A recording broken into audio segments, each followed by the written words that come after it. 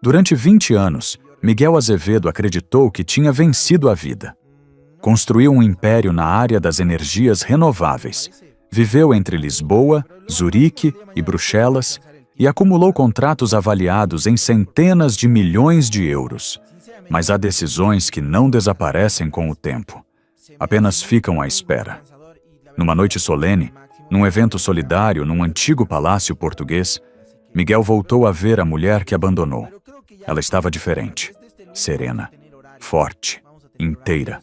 E ao seu lado estava um jovem. Um jovem com o mesmo olhar, a mesma postura, o mesmo silêncio carregado de identidade. Naquele instante, Miguel percebeu. Talvez a maior coisa que perdeu não foi o amor. Foi um filho que nunca soube que existia. Subscreva o canal agora, deixe o seu gosto e fique conosco, porque a partir deste momento, e esta história deixa de ser sobre sucesso e passa a ser sobre o preço real das escolhas. Miguel Azevedo manteve o sorriso no rosto, treinado, controlado, o mesmo sorriso que usava em negociações difíceis, em reuniões com ministros, em anúncios de contratos históricos. Mas por dentro, algo tinha quebrado. A música suave do salão parecia distante.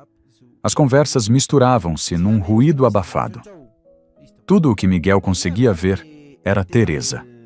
20 anos tinham passado, e ainda assim, ele reconheceu-a no primeiro segundo. Não era a Teresa de vestidos simples e passos apressados. À sua frente estava uma mulher de postura firme, cabelo preso com elegância discreta, olhar tranquilo. Não havia pressa, não havia medo, havia paz. Miguel sentiu um aperto estranho no peito. Uma sensação que não combinava com o homem que se tornara. E ela não o tinha visto ainda. Estava a conversar com um pequeno grupo perto de uma janela alta, por onde se via o pátio iluminado do palácio. Ria com naturalidade. Uma gargalhada baixa, contida, mas verdadeira. A mesma gargalhada que um dia encheu um apartamento pequeno em Almada, e que ele tinha silenciado ao sair pela porta. E então, Miguel reparou nele. O jovem estava ao lado de Teresa. Não colado, não dependente, mas próximo, como alguém que pertence ali. Alto, ombros direitos, gestos calmos. E aquele olhar... Miguel sentiu um arrepio percorrer-lhe a espinha. Não era apenas semelhança, era familiaridade. O jovem inclinou-se ligeiramente para ouvir Teresa melhor. Ela tocou-lhe de leve no braço, num gesto automático, maternal. Nada exagerado, nada teatral. Um gesto que só nasce de anos de convivência. Miguel engoliu em seco. Hoje não pode ser, murmurou para si mesmo. Tentou afastar o pensamento. Forçou-se a lembrar quem era agora. Presidente de um grupo energético com parques solares espalhados por mais de 3.000 hectares no sul do país. Um homem que assinava contratos em milhões de euros sem hesitar. Mas aquela segurança desfez-se num instante. Porque o passado não pedia licença. Entrava, sentava-se à mesa e exigia ser ouvido. Miguel aproximou-se lentamente, misturando-se entre os convidados. Fingia interesse nas obras expostas, nos discursos, nos brindes. Mas os olhos regressavam sempre ao mesmo ponto. Teresa virou-se de perfil. A luz quente do salão desenhou linhas suaves no seu rosto. Linhas de vida vivida. Não de sofrimento. Isso doeu mais do que se ela estivesse abatida. Ela tinha seguido em frente. E ele tinha ficado preso. O jovem disse algo, e Miguel não ouviu as palavras, mas viu Teresa sorrir com orgulho. Um sorriso que ele nunca recebera daquela forma. Nesse momento, um homem mais velho aproximou-se deles. Postura serena. Fato simples, mas bem cortado. Nada de ostentação. O homem pousou a mão nas costas do jovem. Depois, beijou Teresa na testa. Miguel sentiu o chão faltar.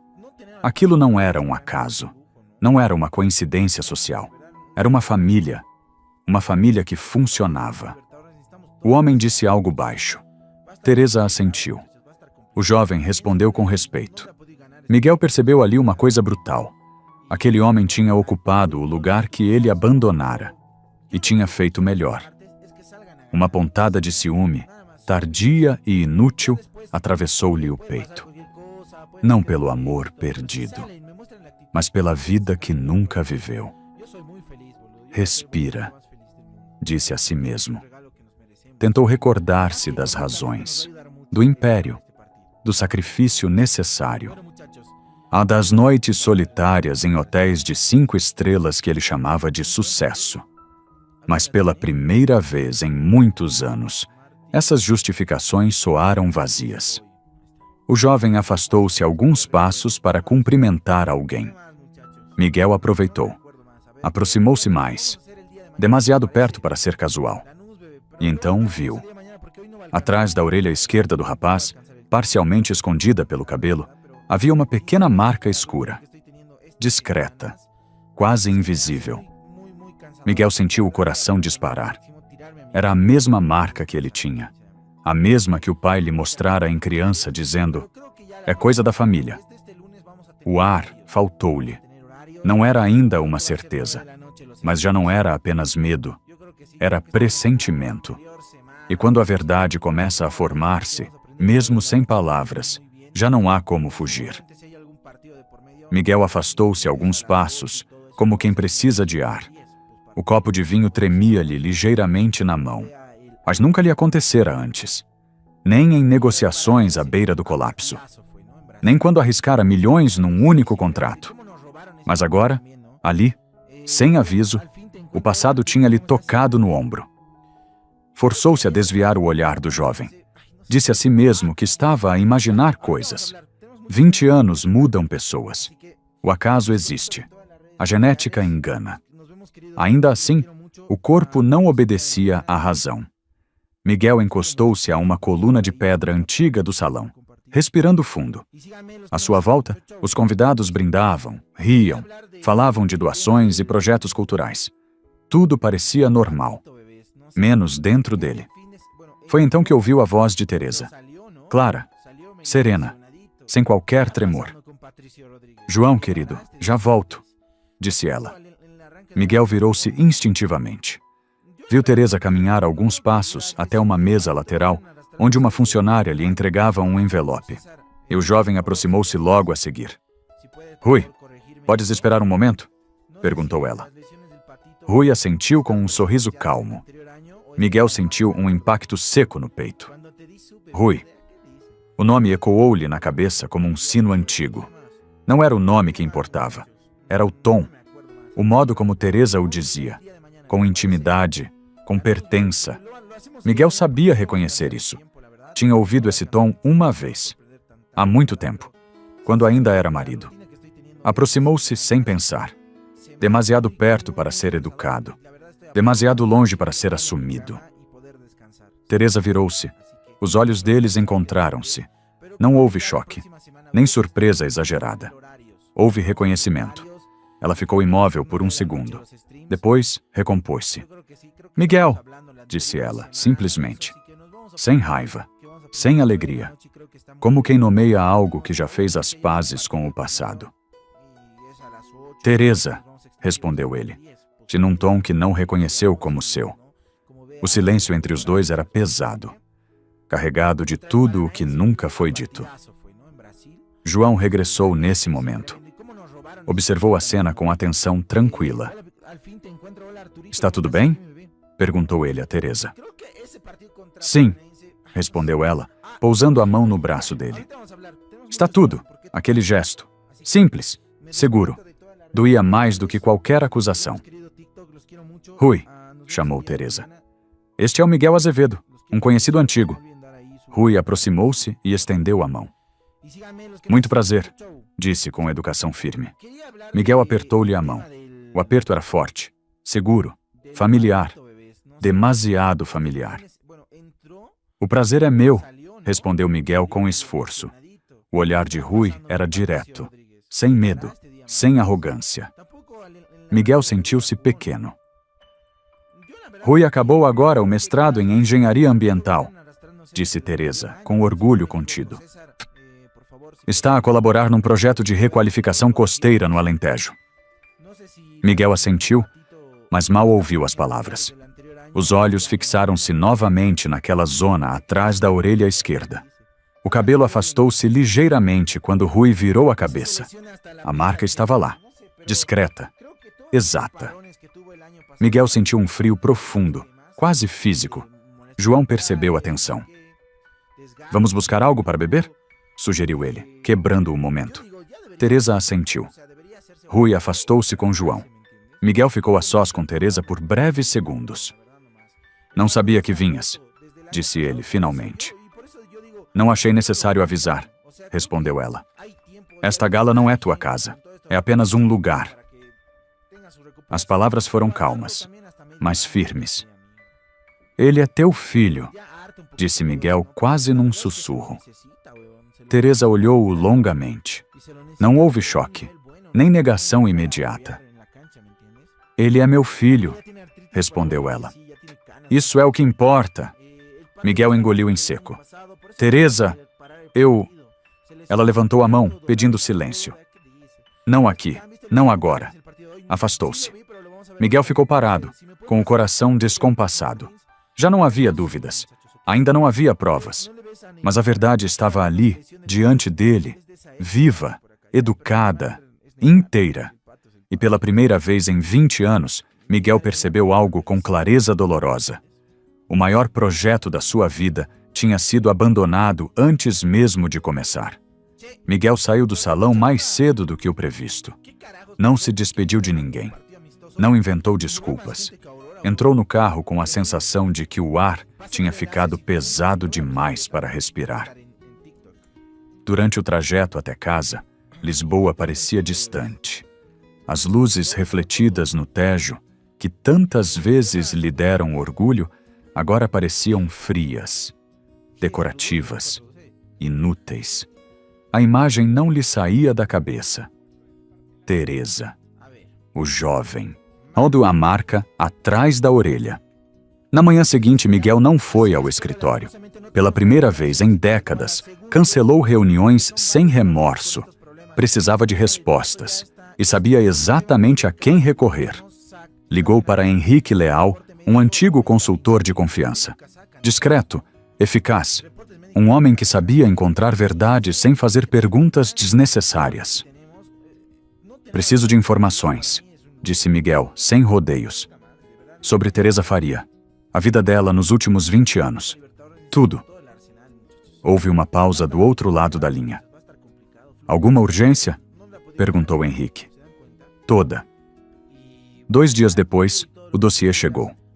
Miguel abriu-o sozinho, no silêncio do seu apartamento. Serviu-se de um café que esfriou intacto na mesa. A primeira página mostrava uma fotografia recente de Teresa. Sorridente, simples, confiante. Leu. Depois, releu. E Teresa mudara-se para o Porto poucos meses após o divórcio. Trocara Lisboa por um apartamento pequeno perto da Foz. Continuara a trabalhar. Estudara à noite, formara-se em arquitetura sustentável com foco em reabilitação urbana. Miguel sentiu um nó na garganta. Ela tinha construído tudo, sozinha. O estúdio surgiu anos depois. Começou com projetos modestos, reabilitação de prédios antigos, espaços comunitários, pouca margem, muito trabalho. Hoje, o Estúdio Faria empregava mais de 30 pessoas, colaborava com municípios e participava em projetos financiados pela União Europeia. Nada de luxo, nada de ostentação, estabilidade. Miguel avançou as páginas com pressa. O casamento. Teresa casara com João Matos, engenheiro civil especializado em patrimônio histórico. Um homem respeitado, professor convidado, perfil discreto, casamento simples, só sem imprensa, sem espetáculo. Miguel sentiu algo que não soube nomear. Não era raiva, não era inveja, era a consciência tardia de que ela tinha escolhido bem. E então, a página seguinte. Rui Faria Matos, data de nascimento, Miguel parou de respirar por um instante. Fez as contas. 1 vez. 2 vezes. Rui nascera 7 meses após o divórcio. O coração de Miguel bateu com força. Descompassado. Teresa estava grávida quando ele saiu. Fechou os olhos. Recordou aquela manhã distante. A mala pequena. A porta fechada sem olhar para trás. A voz dela. Espero que encontres o que procuras. Ela sabia. Sempre soube. Miguel apoiou os cotovelos na mesa. As mãos tremiam agora, sem controlo. Continuou a ler. Rui crescera saudável. Bom aluno. Sem problemas. Participação em projetos ambientais. Voluntariado costeiro. Nada de escândalos. Um jovem íntegro. Foi criado com presença. Com limites. Com afeto. Miguel sentiu uma dor funda, silenciosa. Ele não faltara apenas como marido. Faltara como pai. E ninguém o tinha substituído de forma improvisada. João assumira tudo. Cada queda, cada conquista, cada pergunta difícil. Miguel fechou o dossiê. Ficou sentado ali por longos minutos, olhando para nada. Todo o império que construíra, parques solares, contratos internacionais, edifícios de vidro, parecia subitamente frágil. Como um castelo montado longe daquilo que realmente sustenta um homem. Pegou no telemóvel. Digitou o número de Teresa. Apagou. Digitou novamente. Apagou outra vez. Sabia que não podia aparecer de repente. Não depois de 20 anos. Não depois de tudo. Mas também sabia que não podia fingir que nada tinha acontecido. A verdade tinha sido revelada. E agora exigia algo dele. Ah, não dinheiro. Não poder. Exigia coragem. Miguel chegou ao porto numa manhã cinzenta. O vento do Atlântico trazia um frio úmido que lhe entrava pelos ossos. Não era o clima que o fazia tremer. Era o que ia dizer. E o que podia ouvir. O estúdio de Teresa ficava numa rua discreta, perto do Douro. Nada de fachadas imponentes. Nada de vidro espelhado. Apenas luz natural, plantas junto às janelas e o som contido de teclas e conversas baixas. Miguel entrou devagar. Teresa estava sentada à secretária, concentrada num projeto. Quando ouviu a porta, levantou os olhos. Não se sobressaltou. Miguel, disse, num tom neutro. Imaginava que vinhas. Ele ficou parado por um instante. De repente, todas as palavras que ensaiara no caminho pareceram inúteis. Posso falar contigo? Perguntou. Ela olhou para o relógio. Hoje depois para a porta do gabinete interior. 10 minutos, respondeu. Depois disso tenho uma reunião. Entraram. O silêncio ali dentro não era pesado. Era firme. Eu sei, começou Miguel com a voz contida. Sei sobre o Rui. Teresa não desviou o olhar. Sei que sabes, respondeu ela. Era inevitável. Miguel passou a mão pelo rosto. Ele é meu filho. Ela respirou fundo. Um gesto lento, controlado. Sim, disse finalmente. É. A palavra caiu entre eles sem estrondo. Sem dramatismo. Mas com um peso imenso. Por que não me disseste? Perguntou Miguel, quase num sussurro. Eu não sabia que estavas grávida. Teresa inclinou-se ligeiramente para trás na cadeira. Miguel, quando saíste, não deixaste espaço para palavras, respondeu. Saíste decidido, convencido de que eu era um obstáculo. O que achas que teria mudado se eu tivesse dito? Ele abriu a boca. Fechou-a. Ela continuou. Estavas focado no teu projeto, no teu império. Um filho teria sido apenas mais uma coisa a gerir, ou a abandonar. As palavras não tinham veneno, tinham clareza. Eu podia ter tentado, insistiu Miguel. Podia ter sido diferente. Teresa abanou a cabeça. Não, Miguel. Podias não ter ido embora, isso sim. Mas foste, e eu tive de decidir sozinha. Levantou-se. Caminhou até a janela. O Rui nasceu saudável, chorou muito. Sorriu de leve. E eu também. Mas depois passou. A vida não espera. Miguel sentiu os olhos umedecerem. O João sabe, disse ele. Sempre soube, respondeu Teresa. Desde o início. Nunca lhe menti. Nem ao Rui. Miguel ergueu a cabeça. Ele sabe sobre mim? Sabe que existes. Sabe que foste embora antes de ele nascer. Sabe que o pai que o criou foi o João. Virou-se para Miguel. E isso nunca esteve em causa. O golpe foi silencioso, mas certeiro. Eu só queria... Começou Miguel. Conhecê-lo. Pedir desculpa. Dizer-lhe que lamento. Teresa observou-o longamente. Lamentas agora, disse. Porque o viste.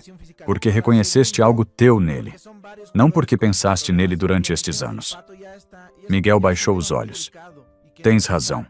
Ela suspirou. O Rui é um homem feito, equilibrado, feliz. Não lhe falta nada, nem ninguém. Mas eu faltei, murmurou Miguel. Sim, respondeu Teresa, sem hesitar. E isso é uma verdade que terás de carregar. O silêncio voltou. Ele não te odeia, acrescentou ela. Mas também não te espera. Miguel sentiu uma dor funda no peito. Vais deixar-me falar com ele? Teresa hesitou. Não depende só de mim, disse por fim. Vou falar com o João, depois com o Rui. Se ele quiser, acontecerá. Se não, tens de aceitar. Miguel assentiu. Aceito. Levantou-se. Obrigado por tudo o que fizeste, disse ele. Pelo homem que ele é.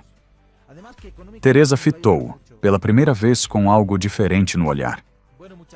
Fiz o que tinha de fazer, respondeu. Como sempre fiz. Miguel saiu. Na rua, o vento parecia mais forte, mas o peso maior vinha de dentro. Ele sabia agora. O encontro com o filho não seria redenção. Seria apenas verdade. Miguel passou 3 dias à espera. 3 dias longos, silenciosos, onde o telefone parecia pesar mais do que nunca no bolso. Não ligou para ninguém. Não trabalhou. Limitou-se a caminhar pelas ruas do porto, observando famílias sentadas em esplanadas, pais a empurrar carrinhos de bebé, avós de mão dada com netos. Tudo aquilo que ele nunca viveu. Quando o telefone finalmente tocou, Miguel atendeu de imediato. O Rui aceita falar contigo, disse Teresa do outro lado da linha. Será num lugar neutro, um café antigo em Miragaia, amanhã às 6 da tarde. Miguel agradeceu em voz baixa. Quando desligou, sentiu algo inesperado. Medo. Não medo de ser rejeitado, mas de não saber quem era naquele momento. No dia seguinte, chegou cedo ao café. Escolheu uma mesa discreta junto à parede. O espaço cheirava a café acabado de moer e madeira antiga. Nada de luxo. Nada de aparências. Rui entrou pontualmente. Reconheceu Miguel de imediato. Não hesitou. Aproximou-se com passos seguros. Boa tarde, disse Rui, estendendo a mão. Miguel levantou-se depressa demais. Boa tarde! Rui. O aperto de mão foi firme, respeitoso, sem emoção exagerada. Sentaram-se. Durante alguns segundos, de nenhum dos dois falou. Foi Rui quem quebrou o silêncio. A minha mãe disse-me que querias falar comigo, começou. Estou aqui para ouvir. Miguel respirou fundo. Obrigado por aceitares, disse. Sei que não te devo nada, nem o contrário. Rui manteve o olhar calmo. Sei quem és, disse. Sei o que fizeste, e sei o que não fizeste. Miguel engoliu em seco. Não há desculpa, respondeu. Só arrependimento. Fui fraco. Escolhi ambição em vez de pessoas. E isso custou-me tudo o que realmente importa. Rui ouviu sem interromper. Cresci bem, disse ele depois. Tive amor, tive limites, tive um pai presente. O João esteve sempre lá. Miguel assentiu. Eu sei, e agradeço-lhe por isso, mesmo sem o conhecer. Rui inclinou ligeiramente a cabeça. A minha mãe nunca te pintou como vilão, continuou. Disse apenas que fizeste uma escolha, e que essa escolha significou que não estarias conosco. As palavras eram calmas, mas pesadas. Lamento todos os dias, disse Miguel. Não espero perdão, nem espaço na tua vida. Só precisava que soubesses que reconheço o erro. Rui ficou em silêncio por um momento. Não te odeio, respondeu por fim. Mas também não te sinto falta. A minha vida está completa. Miguel sentiu o golpe, mas não desviou o olhar. Compreendo. O que queres de mim? Perguntou Rui direto. Miguel hesitou. Nada, disse finalmente. Não dinheiro, não tempo, não um papel que não mereço. Só verdade e talvez paz. Rui observou-o com atenção. A verdade é esta, disse ele. O meu pai é o João. Foi ele que me ensinou a andar de bicicleta. Foi ele que ficou acordado quando estive doente. Foi ele que me ouviu quando falhei. Pai Miguel fechou os olhos por um instante. Sei disso. E isso não muda, continuou Rui. Mas também sei que és o meu pai biológico. Isso faz parte da minha história. Não a define, mas existe. Miguel abriu os olhos. Não te vou pedir para me chamares de pai, disse. Nem para me aceitares. Só queria olhar-te nos olhos e dizer, lamento. Rui respirou fundo. Aprecio a honestidade, respondeu. Mas não tenho espaço para outro pai. Pelo menos não agora. As palavras foram ditas sem dureza, mas com firmeza. Miguel assentiu. Respeito isso. Rui levantou-se. A minha mãe sofreu muito, disse ele. Mas construiu algo bonito. Não destruas isso agora com expectativas. Miguel levantou-se também. Não farei isso. Rui estendeu a mão mais uma vez. Desejo-te paz, disse. Miguel apertou-a com cuidado. E eu desejo-te uma vida longa e honesta, respondeu. Rui saiu. Miguel ficou ali, sozinho. Pela primeira vez, compreendeu plenamente. Não há reconciliações que devolvam o tempo perdido. Há apenas verdades aceites e silêncios que ensinam. Miguel regressou a Lisboa ao fim de 2 dias. Não anunciou a chegada. Não marcou reuniões. Entrou no apartamento como quem entra num espaço que já não reconhece como casa. Tudo estava no mesmo lugar. Os móveis caros, as obras de arte, a vista ampla sobre o rio. Mas algo tinha mudado para sempre. Sentou-se no sofá sem acender as luzes. A cidade começava a iluminar-se lá fora, como tantas outras noites. Antes, aquela paisagem dava-lhe uma sensação de domínio. Agora, parecia apenas distância. As palavras de Rui voltaram-lhe à mente. Calmas, firmes, sem raiva. Pois não tenho espaço para outro pai. Miguel fechou os olhos. Durante anos, acreditara que o tempo apagava tudo. Que o dinheiro compensava ausências. Que o sucesso justificava sacrifícios. Mas ali, no silêncio do seu próprio império, percebeu que algumas escolhas não envelhecem. Apenas esperam. No dia seguinte foi ao escritório pela primeira vez desde a gala. Os colaboradores levantaram-se ao vê-lo entrar. Cumprimentos respeitosos, olhares atentos. Miguel respondeu com um aceno curto. Reuniu a equipa de direção. Falaram de números, projetos, prazos. Ele ouviu, mas não sentiu nada. Quando a reunião terminou, pediu que todos saíssem. Ficou sozinho na sala envidraçada. Durante anos, aquele espaço fora o centro do seu poder. Agora, parecia um lugar vazio de sentido. Pegou num dossiê antigo. Projetos de expansão. Mais parques solares. Ou mais contratos internacionais. Fechou. Não era ali que estava a resposta. Ligou para Henrique Leal. Preciso de cancelar 2 aquisições, disse Miguel, e de redirecionar fundos. Para onde? Perguntou Henrique surpreendido. Miguel hesitou. Para projetos locais, formação técnica, apoio a jovens engenheiros ambientais, sem publicidade. Houve silêncio do outro lado. Tens a certeza? Insistiu Henrique. Isso não traz retorno imediato.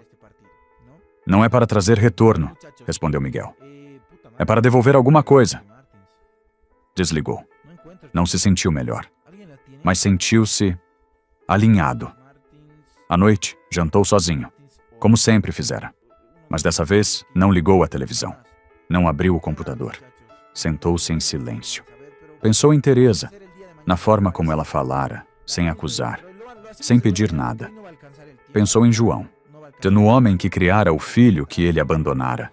E pensou em Rui, no modo como se levantara da mesa, com dignidade, com limites. Miguel percebeu algo doloroso. Não fora rejeitado por ódio, fora colocado no lugar exato que ele próprio escolhera anos antes. Passaram-se semanas. Miguel manteve a rotina simples. Trabalho essencial. Poucas reuniões. Nada de eventos sociais. Alguns jornais notaram o afastamento. Especularam. Mas ele não respondeu. Numa tarde, recebeu uma mensagem de Teresa. Rui sabe que respeitaste os limites. Agradece. Miguel leu várias vezes. Não respondeu de imediato. Depois escreveu apenas: desejo-lhe sempre o melhor. Guardou o telefone. Não havia mais nada a dizer. Nessa noite, abriu uma... Сейчас зайдем, посмотрим, как у них трансляция началась.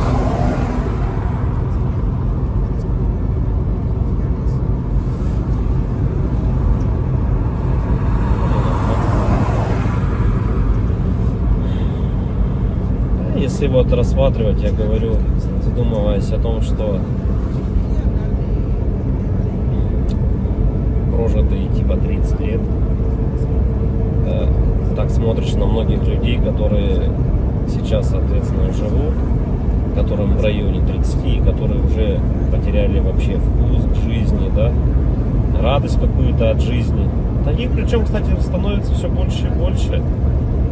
Мне кажется, этот средний возраст, когда говорили, что начинается вот этот кризис среднего возраста, он тоже сместился, как и говорят, что сейчас люди, в принципе, быстрее взрослеют, быстрее осмысливают все, да, почему-то это всегда все в плохом больше ключе на самом деле, да, вот что сейчас дети, к примеру, быстрее взрослеют, вот, и мне кажется, кризис вот этот среднего возраста, он, наверное, тоже сместился.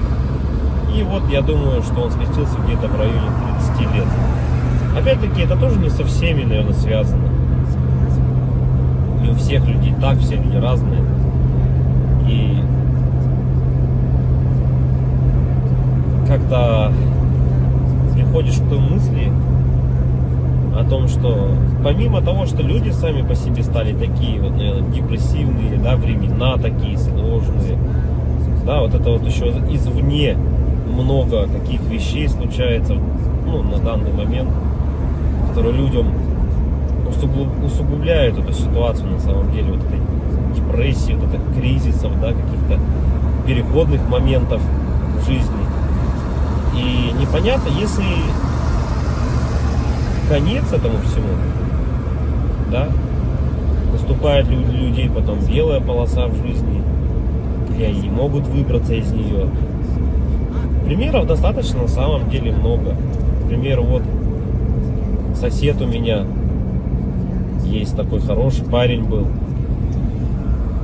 И есть, он хороший человек сам по себе. Но вот у него сейчас очень сложные времена такие, как бы дизмораль на него напала. О том, что он не реализовался в своей жизни к 30 годам, что жизнь у него кончена. И не может он выбраться из этой ситуации. Да? Как говорят,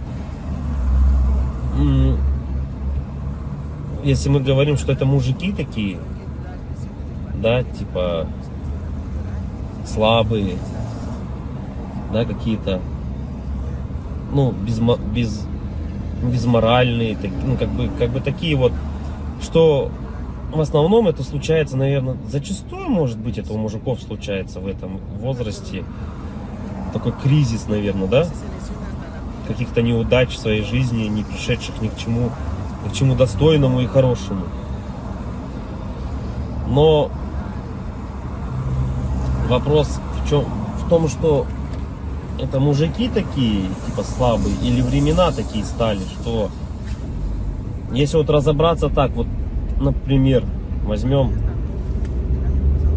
даже с древних времен, когда человеку нужно было добывать пищу самому, да, там убивать мамонтов, мужику стоило там сходить на охоту.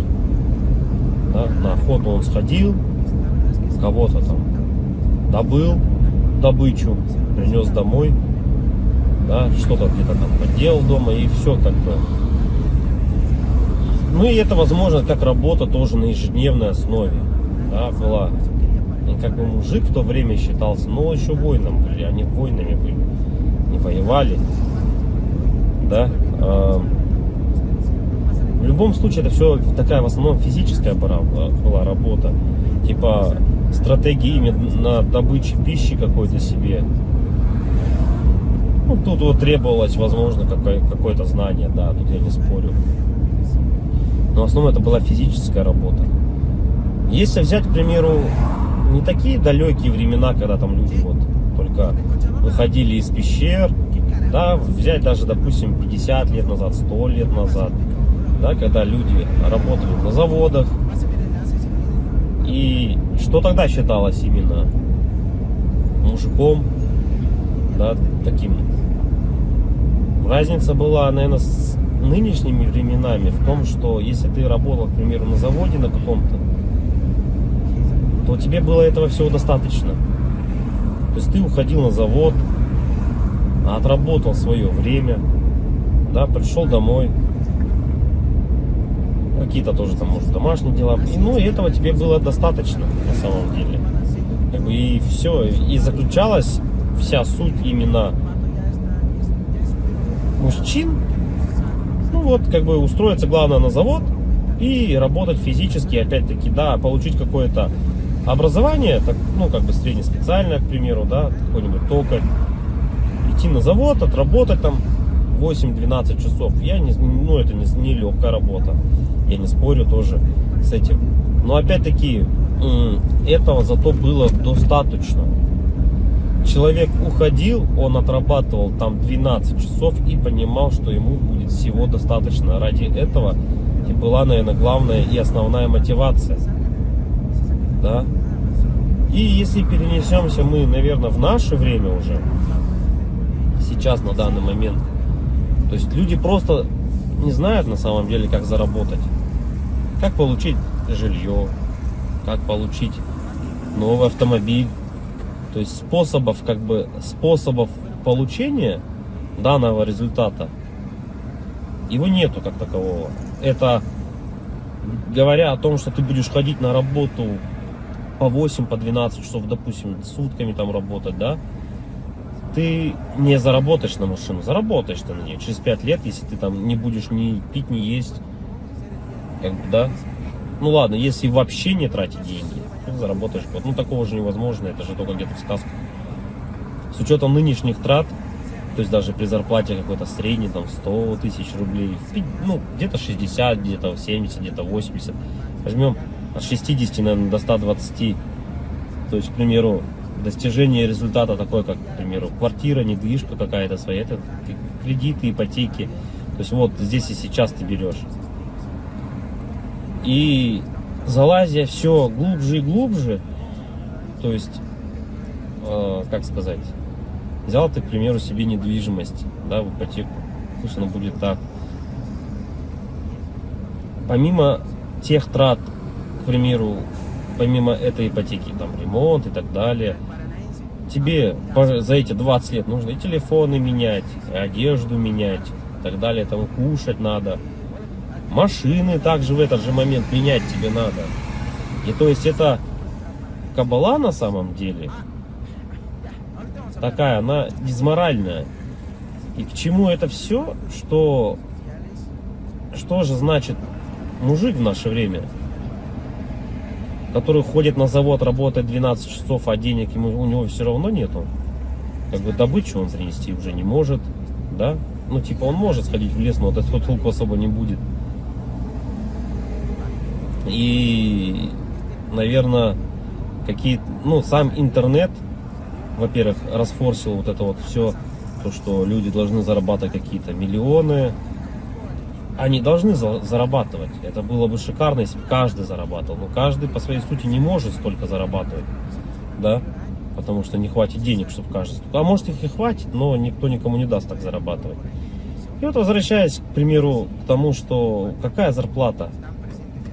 Ну, 1300, наверное, должна быть в наше время, чтобы как бы себя, наверное, обеспечивать, да? Хорошо. Одному. И кто же тогда мужик в наше время? Типа, что он должен делать? Что он должен выполнять? Как бы, если он ходит на работу, но смысла от этого нету. Ну, как бы он есть, да, у тебя какой-то идет доход, но если его недостаточно. Смотришь другие профессии, другую работу, да,